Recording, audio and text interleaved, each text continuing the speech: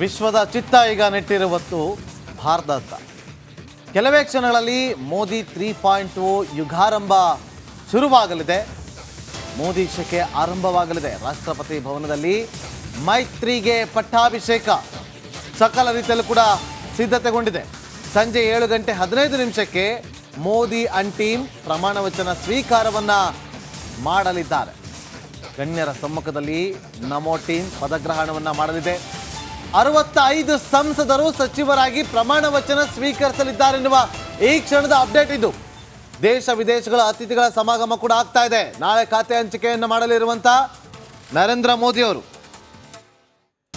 NDA ಮೈತ್ರಿಕೂಟದ ನಾಯಕರಾಗಿ ಬಿಜೆಪಿಯ ಹಿರಿಯ ನಾಯಕರು ಆಗಿರುವಂತಹ ನರೇಂದ್ರ ಮೋದಿ ಅವರನ್ನ ಸರ್ವಾನುಮತದಿಂದ ಆಯ್ಕೆ ಮಾಡ್ತಾ ಇದ್ದಂತೆ ದ್ರೌಪದಿ ಮುರ್ಮು ಅವರನ್ನ ಭೇಟಿ ಮಾಡಿ ಸರ್ಕಾರ ರಚನೆಗೆ ಹಕ್ಕು ಮಂಡಿಸೋದಕ್ಕೆ ಅವಕಾಶವನ್ನ ಕೇಳಿದರು. ಹಲವು ಸಂಸದರು ಸಂಪುಟ ಸಚಿವರಾಗಿ ಇನ್ನೇನು ಕೆಲವೇ ಕ್ಷಣಗಳಲ್ಲಿ 65 ಸಂಸದರು 7:15 ರಾಷ್ಟ್ರಪತಿ ಭವನದಲ್ಲಿ ಪ್ರಮಾಣ ವಚನವನ್ನ ಸ್ವೀಕಾರ ಮಾಡಲಿದ್ದಾರೆ.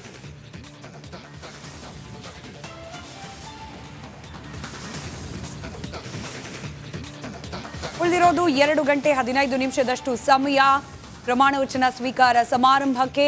ಯಾವ ರೀತಿ ಇದೆ ಸದ್ಯಕ್ಕೆ ದೆಹಲಿಯಲ್ಲಿ ಮಾಹೋಲ್, ಇದರ ಮತ್ತಷ್ಟು ಡೀಟೇಲ್ಸ್ನೊಂದಿಗೆ ನನ್ನ ಕಲೀಗ ರಂಜಿತ್ ಶಿರಿಯಾರ್ ನವದೆಹಲಿಯಿಂದ ನೇರ ಸಂಪರ್ಕದಲ್ಲಿ. ರಂಜಿತ್, 2ನೇ ಸುತ್ತಿನ ಸಭೆ, ಇದರಲ್ಲೂ ಕೂಡ ಒಂದಷ್ಟು ಅಚ್ಚರಿಯ ಹೆಸರುಗಳು ಆಚೆ ಬರ್ತಾ ಇದೆ. ಇವತ್ತು ಪ್ರಮಾಣ ವಚನ ಸ್ವೀಕಾರ ಸಮಾರಂಭದಲ್ಲಿ ಯಾರೆಲ್ಲ ಇರಲಿದ್ದಾರೆ ಅನ್ನೋದರ ಕುರಿತಾಗಿ ಬೇರೆನೆಲ್ಲ ಡೆವಲಪ್ಮೆಂಟ್ಸ್ ನಿಮಗೆ ಕಾಣ್ಲಿಕ್ಕೆ ಸಿಗ್ತಾ ಇದೆ ರಂಜಿತ್?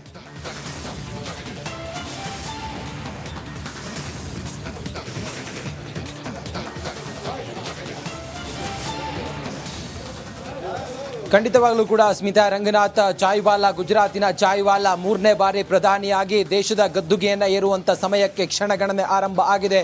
23 ವರ್ಷಗಳ ಅಧಿಕಾರ, 4 ಬಾರಿ ಗುಜರಾತಿನ ಮುಖ್ಯಮಂತ್ರಿಗಳಾಗಿ,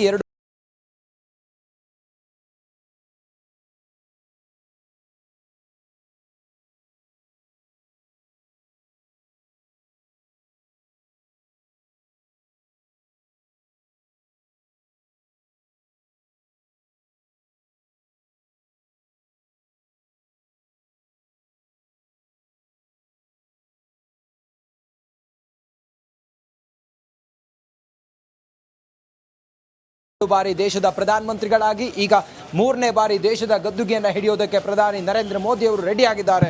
ಅವರ ಸಂಪುಟಕ್ಕೆ ಸೇರುವಂಥ ಸುಮಾರು 65 ಜನರ ಲೀಸ್ಟ್ ಕೂಡ ಈಗ ಹೊರಗಡೆ ಬಂದಿದೆ. ಅದರಲ್ಲಿ NDA ಮೈತ್ರಿಕೂಟದ ಅಂಗಪಕ್ಷಗಳ ಸುಮಾರು 12, ಉಳಿದಂಥ ಎಲ್ಲ ಬಿಜೆಪಿಯ ಸಂಸದರುಗಳು ಸಚಿವರಾಗಿ ಪ್ರಮಾಣ ವಚನವನ್ನ ಸ್ವೀಕರಿಸ್ತಾರೆ.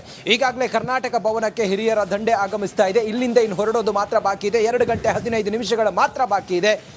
ಮೋದಿ ಪ್ರಮಾಣ ವಚನ ಸ್ವೀಕರಿಸಿ ಐತಿಹಾಸಿಕ ಕ್ಷಣಕ್ಕೆ.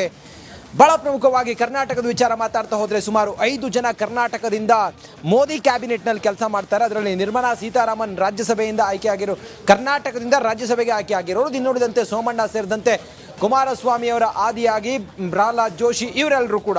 ಇದೊಂದು ಬಹಳ ಪ್ರಮುಖವಾದಂಥ ದಿನ. ಮತ್ತು ಅಂಗಪಕ್ಷಗಳ ಸುಮಾರು ಈ TDP ಮತ್ತು JDUನ ಇಬ್ಬೊಬ್ಬರು ಕ್ಯಾಬಿನೆಟ್ ದರ್ಜೆಯ ಸಚಿವರುಗಳು ಇವತ್ತು ಪ್ರಮಾಣ ವಚನವನ್ನು ಸ್ವೀಕರಿಸಿದರೆ, ಬಹಳ ಪ್ರಮುಖವಾಗಿ JP ನಡ್ಡಾ ಅವರ ವಿಚಾರ. JP ನಡ್ಡಾ ಅವರು ಬಿಜೆಪಿಯ ರಾಷ್ಟ್ರೀಯ ಅಧ್ಯಕ್ಷ ಸ್ಥಾನಕ್ಕೆ ರಾಜೀನಾಮೆಯನ್ನು ಕೊಟ್ಟು ಈ ಬಾರಿಯ 3ನೇ ಬಾರಿಯ ಪ್ರಧಾನಿ ನರೇಂದ್ರ ಮೋದಿಯವರ ಸಂಪುಟದಲ್ಲಿ ತಾವು ಕೂಡ ಒಬ್ಬರು ಮಂತ್ರಿ ಆಗ್ತಾರೆ ಅನ್ನೋದು ಬಹಳ ಕುತೂಹಲಕಾರಿ ವಿಚಾರ. ಬಿಜೆಪಿಯಲ್ಲಿ ಏನು ಬೇಕಾದ್ರೂ ಆಗ್ಬೋದು, ಎಂಥ ದೊಡ್ಡ ನಾಯಕ ಕೂಡ ಆತ ನೆಕ್ಸ್ಟ್ ಬಂದಾಗ ಅಥವಾ ಬಿಜೆಪಿಯ ಭವಿಷ್ಯ ಅಂತ ಹೇಳಿ ಬಂದಾಗ ಅವರನ್ನು ಬೇರೆ ರೀತಿಯಾಗಿ ಪ್ರೊಜೆಕ್ಟ್ ಮಾಡ್ತಾರೆ ಅನ್ನೋದಕ್ಕೆ ಸೋಮಣ್ಣ ಅವರೇ ಸಾಕ್ಷಿ. ಈಗ JP ನಡ್ಡಾ ಅವರು ಬಿಜೆಪಿಯ ರಾಷ್ಟ್ರಾಧ್ಯಕ್ಷರಾದವರು ರಾಜೀನಾಮೆಯನ್ನು ಕೊಟ್ಟು ಈ ಕ್ಯಾಬಿನೆಟ್ನಲ್ಲಿ ತಾವು ಮಂತ್ರಿ ಆಗೋದಕ್ಕೆ ಹೊರಟಿದ್ದಾರೆ. ಹಾಗಾದರೆ ಯಾರು ಮುಂದಿನ ರಾಷ್ಟ್ರಾಧ್ಯಕ್ಷರು ಅನ್ನೋದ್ರ ಬಗ್ಗೆ ಈಗಿರುವಂಥ ಚರ್ಚೆ, ಅದೆಲ್ಲದಕ್ಕಿಂತ ಮುಖ್ಯವಾಗಿ ದೆಹಲಿ ಈಗ ಮಧುವಣಗಿತ್ತಿ ಅಂತ ಸಿಂಗಾರ ಆಗಿರೋದು. ಈ ದೇಶದ ರಾಜಧಾನಿ ದೆಹಲಿ ಅದರಲ್ಲೂ ಕೂಡ ದೇಶದ ಗದ್ದುಗೆಯನ್ನು ಏರುವಂಥ ಪ್ರಧಾನಿ ನರೇಂದ್ರ ಮೋದಿ ಅವರ ಪಟ್ಟಾಭಿಷೇಕಕ್ಕೆ ಇಡೀ ದೇಶವೇ ಕಾದು ಕುಳಿತಿದೆ. ಜಾಗತಿಕ ನಾಯಕರು ಬಂದು ಆಗಮಿಸಿದ್ದಾರೆ. ಇನ್ನೂ ಕೂಡ ವಿಶೇಷ ಕ್ಷೇತ್ರಗಳಲ್ಲಿ ಸಾಧನೆ ಮಾಡಿರುವಂಥ ಗಣ್ಯರೂ ಸೇರಿದಂತೆ ಬೇರೆ ಬೇರೆ ಧರ್ಮ ಗುರುಗಳು ಕೂಡ ಬಂದಿದ್ದಾರೆ. ಅಸಂಗ ಶ್ರೀಗಳು ಲಕ್ನೋದಿಂದ ಬಂದವರು, ಉತ್ತರ ಪ್ರದೇಶದ ಲಕ್ನೋದಿಂದ ಬಂದವರು ರಿಪಬ್ಲಿಕ್ ಕನ್ನಡ ಜೊತೆ ಅವರು ಮಾತಾಡಿ ಮೋದಿಯವರಿಗೆ ನನ್ನ ಸಂಪೂರ್ಣ ಆಶೀರ್ವಾದ ಇದೆ ಅಂತೇಳಿ ಹೇಳ್ತಾ ಇದ್ದಾರೆ. ಈ NDA ಮೈತ್ರಿಕೂಟ ಈ ಬಾರಿ 293 ಕ್ಷೇತ್ರಗಳನ್ನು ಗೆದ್ದು ಸಮ್ಮಿಶ್ರ ಸರ್ಕಾರ ಈ ಬಾರಿ ಏನು ಅಧಿಕಾರಕ್ಕೆ ಬರ್ತಾ ಇದೆ, 5 ವರ್ಷಗಳ ಕಾಲ ಸಂಪೂರ್ಣ ಅಧಿಕಾರವನ್ನು ನಾವೇ ಮಾಡ್ತೀವಿ ಅನ್ನೋ ಒಂದು ವಿಶ್ವಾಸವನ್ನು ವ್ಯಕ್ತಪಡಿಸಿದೆ. ಆ ಮೂಲಕ ಬಿಜೆಪಿಯಲ್ಲಿ ಕೆಲವರು ಸಚಿವಾಕಾಂಕ್ಷಿಗಳಿದ್ರು. ಕರ್ನಾಟಕದ ಬಸವರಾಜ ಬೊಮ್ಮಾಯಿ ಅವರ ಆದಿಯಾಗಿ ಕೆಲವರು, ಅವರಿಗೆಲ್ಲರಿಗೂ ಸ್ವಲ್ಪ ಅಸಮಾಧಾನ ಇದೆ, ಈ ಬಾರಿ ನಮ್ಮನ್ನ ಪರಿಗಣಿಸಿಲ್ಲ ಅನ್ನೋದು. ಆದ್ರೆ 2ನೇ ಹಂತದಲ್ಲಿ ಅವರಿಗೆ ಮಣೆ ಹಾಕುವಂತ ಸಾಧ್ಯತೆ ಇದೆ. ಇದೆಲ್ಲ ಲೆಕ್ಕಾಚಾರದಲ್ಲಿ ಇನ್ನೇನು ಕೆಲವೇ ಹೊತ್ತಿನಲ್ಲಿ ದೊಡ್ಡ ಸವಾಲೆ. ಬಸವರಾಜ ಬೊಮ್ಮಾಯಿ ಅವರ ಬಗ್ಗೆ ಮಾತಾಡ್ತಾ ಇದ್ರೆ, ನೀವು ಬಸವರಾಜ ಬೊಮ್ಮಾಯಿ ಅವರನ್ನ ಮಾತಾಡಿಸುವಂತ ಪ್ರಯತ್ನವನ್ನ ಕೂಡ ಮಾಡಿದ್ರೆ ರಂಜಿತ್, ಸಮಾಧಾನಗೊಂಡಿದ್ದಾರಾ ಬಸವರಾಜ ಬೊಮ್ಮಾಯಿ ಅವರು, ಅಥವಾ ಅವ್ರಿಗೇನಾದ್ರೂ ಬೇರೆ ಆಫರ್ ಕೊಟ್ಟಿದ್ದಾರಾ? ಸಮಾಧಾನವಾಗಿರಿ, ನಿಮಗೆ ಮುಂದೊಂದು ದಿನ ಒಂದು ಹುದ್ದೆಯನ್ನು ಕೊಡ್ತೀವಿ ಅಥವಾ ಸ್ಥಾನಮಾನವನ್ನ ಕೊಡ್ತೀವಿ ಅಂತ ಏನಾದ್ರು ಆಫರ್ ಕೊಟ್ಟಿದ್ದಾರೆ, ಹೇಗೆ ಸಮಾಧಾನ ಆದ್ರು ಅಂತ ಬಸವರಾಜ ಬೊಮ್ಮಾಯಿ ಅವರು?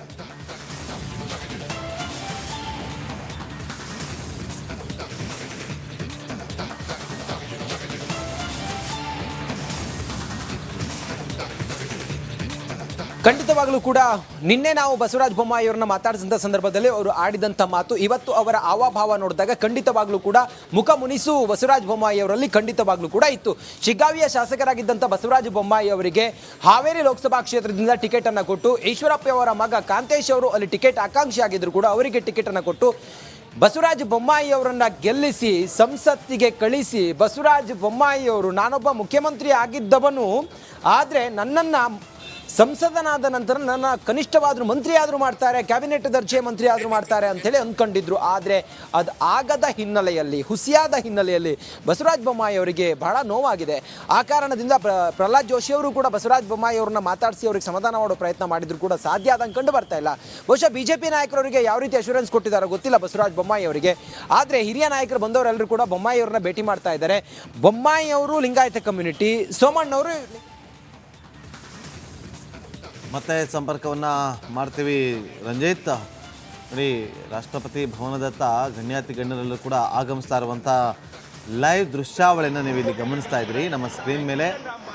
8,000ಕ್ಕಿಂತ ಹೆಚ್ಚು ಗಣ್ಯರು ಇವತ್ತು ಪಟ್ಟಾಭಿಷೇಕದ ಕಾರ್ಯಕ್ರಮದಲ್ಲಿ ಭಾಗಿಯಾಗಲಿದ್ದಾರೆ. ನೋಡಿ, ಇಲ್ಲಿ ದೃಶ್ಯಾವಳಿಯಲ್ಲಿ ಗಮನಿಸ್ತಾ ಇದ್ದೀರಿ. ಯಾವಾಗ ವಿ ಸೋಮಣ್ಣ ಅವರಿಗೆ ಒಂದು ರೀತಿಯಲ್ಲಿ ಕ್ಯಾಬಿನೆಟ್ನಲ್ಲಿ ಸ್ಥಾನಮಾನ ಸಿಗುತ್ತೆ ಅನ್ನೋದು ಗೊತ್ತಾಗುತ್ತೋ, ಕುಟುಂಬ ಸಮೇತರಾಗಿ ದೆಹಲಿಯತ್ತ ಪ್ರಯಾಣವನ್ನು ಕೂಡ ಬೆಳೆಸಿದ್ರೆ ಇವತ್ತು ಬೆಳಗ್ಗೆ ಲೈವ್ ದೃಶ್ಯಾವಳಿಯನ್ನು ಗಮನಿಸ್ತಾ ಇದ್ದೀರಿ. ಸರಿಸುಮಾರು 8,000 ಮಂದಿ ಇವತ್ತಿನ ಈ ಪದಗ್ರಹಣ ಕಾರ್ಯಕ್ರಮವನ್ನ ವೀಕ್ಷಣೆ ಮಾಡಲಿದ್ದಾರೆ.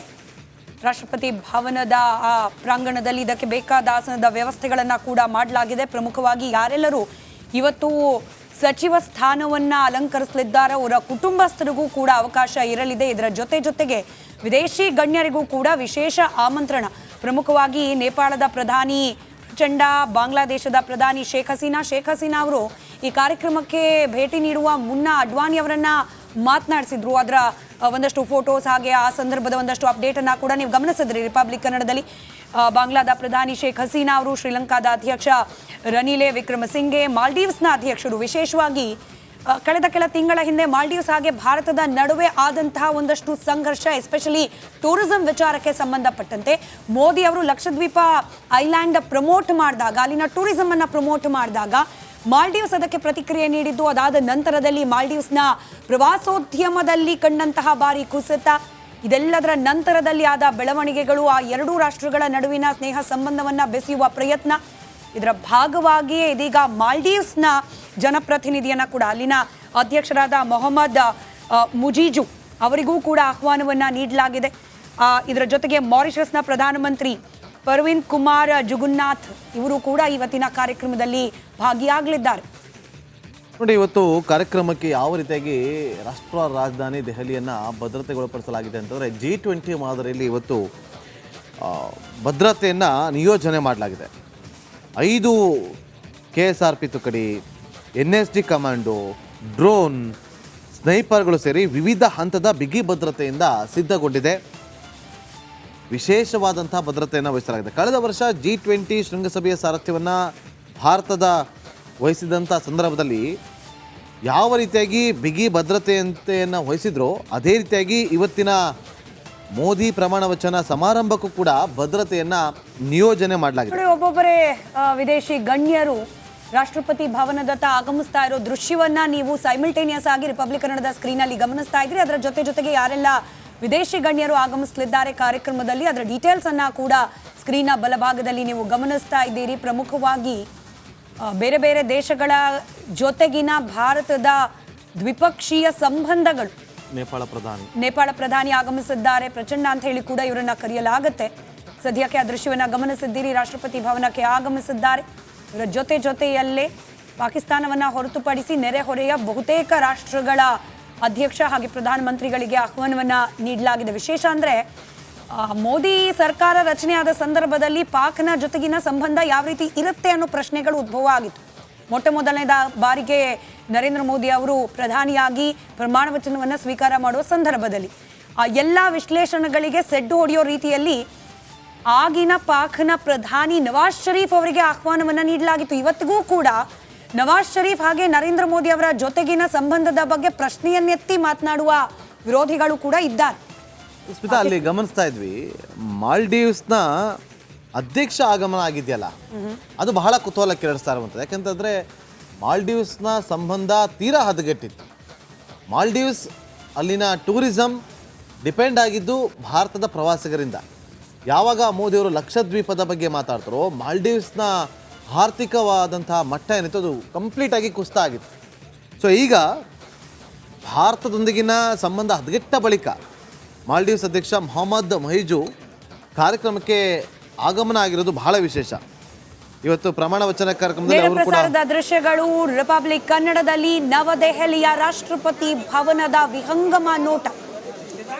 8,000 ಮಂದಿ ಇದೇ ಒಂದು ಜಾಗದಲ್ಲಿ ಕುಳಿತು ಮೋದಿ ನೇತೃತ್ವದ 3ನೇ ಅವಧಿಯ ಸರ್ಕಾರದ ಸಚಿವ ಸಂಪುಟ ರಚನೆಯ ಆ ಪ್ರಕ್ರಿಯೆಯನ್ನ ಗಮನಿಸಲಿದ್ದಾರೆ. ಪದಗ್ರಹಣ ಕಾರ್ಯಕ್ರಮವನ್ನ ವೀಕ್ಷಣೆ ಮಾಡಲಿದ್ದಾರೆ. 2 ಗಂಟೆ ಸಮಯ ಬಾಕಿ ಇದೆ. ಆದರೂ ಕೂಡ ಅತಿಥಿಗಳು ಮುಂಚಿತವಾಗಿಯೇ ಬಂದು ತಮಗೆ ಮೀಸಲು ಇಡಲಾಗಿರುವ ಸ್ಥಾನಗಳನ್ನು ಅಲಂಕರಿಸ್ತಾ ಇದ್ದಾರೆ. ರಾಷ್ಟ್ರಪತಿ ಭವನ ಭಾರತದ ಹೆಮ್ಮೆಯ ಪ್ರತೀಕ ಅನ್ನಿಸಿಕೊಳ್ಳುವ ಅನೇಕ ಈ ಭವನಗಳು, ಅದರ ಪೈಕಿ ರಾಷ್ಟ್ರಪತಿ ಭವನ ಕೂಡ ಒಂದು. ನೀವು ದೃಶ್ಯದಲ್ಲಿ ಗಮನಿಸ್ತಾ ಇದ್ದೀರಿ. ಇದೇ ಜಾಗದಲ್ಲಿ ಇನ್ನೇನು ಕೆಲವೇ ಹೊತ್ತಿನಲ್ಲಿ ನರೇಂದ್ರ ಮೋದಿ ಅವರಿಗೆ ಈ ದೇಶದ ಪ್ರಧಾನಿಯಾಗಿ ಪ್ರಮಾಣ ವಚನವನ್ನ ಬೋಧಿಸಲಿದ್ದಾರೆ ರಾಷ್ಟ್ರಪತಿ ದ್ರೌಪದಿ ಮುರ್ಮು. ಅಲ್ಲೇ ನಾವು ದೃಶ್ಯಗಳಲ್ಲಿ ಗಮನಿಸ್ತಾ ಇದ್ದೀವಿ. ಅಲ್ಲಿ ಇವತ್ತು ವಿಶೇಷ ಆಹ್ವಾನಿತರಲ್ಲಿ ವಕೀಲರಿದ್ದಾರೆ, ವೈದ್ಯರಿದ್ದಾರೆ, ಕಲಾವಿದರಿದ್ದಾರೆ, ಕೇಂದ್ರ ಸರ್ಕಾರದ ಯೋಜನೆಯ ಫಲಾನುಭವಿಗಳಿದ್ದಾರೆ, ಆದಿವಾಸಿ ಮಹಿಳೆಯರಿದ್ದಾರೆ, ಪೌರ ಕಾರ್ಮಿಕರು, 50ಕ್ಕೂ ಹೆಚ್ಚು ಧಾರ್ಮಿಕ ಮುಖಂಡರು, ಧರ್ಮಗುರುಗಳಿದ್ದಾರೆ, ಪದ್ಮ ಪ್ರಶಸ್ತಿ ವಿಜೇತರು, ಜೊತೆಗೆ ಮನ್ ಕಿ ಬಾತ್ ಕಾರ್ಯಕ್ರಮದ ಶ್ರೋತೃಗಳು, ಸೆಂಟ್ರಲ್ ವಿಸ್ತಾ ಯೋಜನೆಯ ಕಾರ್ಮಿಕರು, ರೈಲ್ವೆ ಇಲಾಖೆಯ ಕಾರ್ಮಿಕರು, ಮೊದಲ ಮಹಿಳಾ ಲೋಕೋ ಪೈಲಟ್ ಸುರೇಖಾ ಅವ್ರಿಗೂ ಕೂಡ ವಿಶೇಷವಾದಂಥ ಆಹ್ವಾನವನ್ನು ಕೂಡ ಕೊಡಲಾಗಿದೆ. ಇಲ್ಲಿ ಪ್ರಮುಖವಾದಂಥ ಖಾತೆಗಳನ್ನು ತಮ್ಮ ಬಳಿಯೇ ಇಟ್ಟುಕೊಂಡು ಇನ್ನಿತರ ಖಾತೆಗಳನ್ನು ಮಿತ್ರ ಪಕ್ಷಗಳಿಗೆ ಕೊಡೋದಕ್ಕೆ ಒಂದಷ್ಟು ಪ್ಲಾನಿಂಗನ್ನು ಕೂಡ ಮಾಡಿಕೊಂಡಿದೆ. ನಾಳೆ ಯಾರಿಗೆಲ್ಲ ಯಾವ ಖಾತೆ ಅನ್ನೋದು ನಿರ್ಧಾರ ಆಗುತ್ತೆ. ಅಂದರೆ ಇವತ್ತು 65 ಸಂಸದರು ಪ್ರಮಾಣ ವಚನವನ್ನು ಸ್ವೀಕಾರ ಮಾಡಲಿದ್ದಾರೆ. ಯಾರೆಲ್ಲ ಸಂಭಾವ್ಯ ಸಚಿವರ ಪಟ್ಟಿಯಲ್ಲಿದ್ದಾರೆ ಅಂತೇಳಿ ನಮ್ಮ ಸ್ಕ್ರೀನ್ ಮೇಲೆ ನೀವು ಗಮನಿಸ್ತಾ ಇದ್ರಿ. ಇವರೆಲ್ಲರೂ ಕೂಡ ಸಂಭಾವ್ಯ ಸಚಿವರು. ಅದರಲ್ಲೂ ಮೈತ್ರಿ ಸರ್ಕಾರ ಈ ಬಾರಿ ರಚನೆ ಆಗ್ತಾ ಇರೋದು. ಕಳೆದ ಅವಧಿಯಲ್ಲಿ 303 ಸ್ಥಾನಗಳನ್ನು ಬಿಜೆಪಿ ಸಿಂಗಲ್ ಪಾರ್ಟಿಯಾಗಿ ಗಳಿಸಿದ್ರಲ್ಲಿ ಯಶಸ್ವಿಯಾಗಿತ್ತು. 272 ಸಿಂಪಲ್ ಮೆಜಾರಿಟಿ ಸಂಖ್ಯೆ. ಅದಕ್ಕಿಂತ ಹೆಚ್ಚಿನ ಸಂಖ್ಯೆಯಲ್ಲಿ ಸಂಸದರು ಬಿಜೆಪಿ ಪಕ್ಷದಿಂದಲೇ ಆಯ್ಕೆಯಾಗಿದ್ರು ಕೂಡ NDA ಸರ್ಕಾರವನ್ನೇ ರಚನೆ ಮಾಡಿದ್ರು. ಆದರೆ ವ್ಯತ್ಯಾಸ ಅಂತಂದ್ರೆ ಕಳೆದ ಬಾರಿಯ ಮೋದಿ ಸಂಪುಟದಲ್ಲಿ ಪ್ರಮುಖವಾಗಿ ಕ್ಯಾಬಿನೆಟ್ ದರ್ಜೆಯ ಸ್ಥಾನಮಾನ ಲಭ್ಯವಾಗಿದ್ದು ಬಿಜೆಪಿಯ ಸಂಸದರಿಗೆ. ಆದರೆ ಈ ಬಾರಿ ಮೈತ್ರಿ ಧರ್ಮ ಪಾಲನೆ ಅನಿವಾರ್ಯವಾಗಿ ಕೆಲ ಮಿತ್ರಕೂಟ ಪಕ್ಷಗಳ ಸದಸ್ಯರಿಗೂ ಕೂಡ ಕ್ಯಾಬಿನೆಟ್ ದರ್ಜೆಯ ಸ್ಥಾನಮಾನವನ್ನು ನೀಡುವುದು ಅನಿವಾರ್ಯ. ಅದರಲ್ಲೂ ಪ್ರಮುಖವಾಗಿ ಈ ಸರ್ಕಾರ ರಚನೆಯಲ್ಲಿ ಮಹತ್ವದ ಪಾತ್ರವನ್ನು ನಿರ್ವಹಿಸ್ತಾ ಇರತಕ್ಕಂಥ ಬಿಹಾರದ ನಿತೀಶ್ ಕುಮಾರ್ ನೇತೃತ್ವದ JDU ಹಾಗೆ ಆಂಧ್ರದ ನಾಯ್ಡು ನೇತೃತ್ವದ TDP, 2 ಪಕ್ಷಗಳಿಗೂ ಕೂಡ ಕ್ಯಾಬಿನೆಟ್ನಲ್ಲಿ ಮಹತ್ವದ ಸ್ಥಾನಮಾನ ನೀಡುವ ನಿರೀಕ್ಷೆ ಇದ್ದೇ ಇದೆ. ಕರ್ನಾಟಕ ಆ ಲೆಕ್ಕದಲ್ಲಿ ಗಮನಿಸಿದ್ರೆ ಮೈತ್ರಿ ಪಾಳೆಯ ಅಂತ ಹೇಳಿ ಇದ್ದ JDSಗೆ ಕೊಟ್ಟಿದ್ದು 3 ಕ್ಷೇತ್ರಗಳನ್ನ, 3ರಲ್ಲಿ 2 ಕ್ಷೇತ್ರಗಳಲ್ಲಿ ಗೆಲ್ಲುವಲ್ಲಿ JDS ಪಾಳೆಯ ಯಶಸ್ವಿಯಾಗಿದೆ. ಕುಮಾರಸ್ವಾಮಿ ಅವರಿಗೆ ಮಂತ್ರಿಗಿರಿ ಲಭ್ಯವಾಗುತ್ತೆ ಅನ್ನೋ ನಿರೀಕ್ಷೆ ಬಹಳ ದಿನಗಳಿಂದಲೇ ಇತ್ತು. ಇನ್ಫ್ಯಾಕ್ಟ್ ಅವರ ಹೆಸರು ಕೂಡ ಅನೌನ್ಸ್ ಆಗಿರಲಿಲ್ಲ ಸ್ಪರ್ಧೆ ಮಾಡುವವರ ಪಟ್ಟಿಯಲ್ಲಿ. ಅಂಥ ಸಂದರ್ಭದಲ್ಲೇನೆ ಕುಮಾರಸ್ವಾಮಿ ಅವರಿಗೆ ಮಂತ್ರಿಗಿರಿ ಪಕ್ಕ ಅನ್ನೋ ಚರ್ಚೆಗಳು ಪ್ರಾರಂಭವಾಗಿತ್ತು. ಅದರಂತೆ ಇದೀಗ ಕುಮಾರಸ್ವಾಮಿ ಅವರು ಕೂಡ ಪ್ರಮಾಣ ವಚನವನ್ನು ಸ್ವೀಕರಿಸಲಿದ್ದಾರೆ. ಕೃಷಿ ಖಾತೆನೇನಾ ಅದಿನ್ನೂ ಕೂಡ ಖಾತ್ರಿ ಆಗೋದು ಬಾಕಿ ಉಳಿದಿದೆ.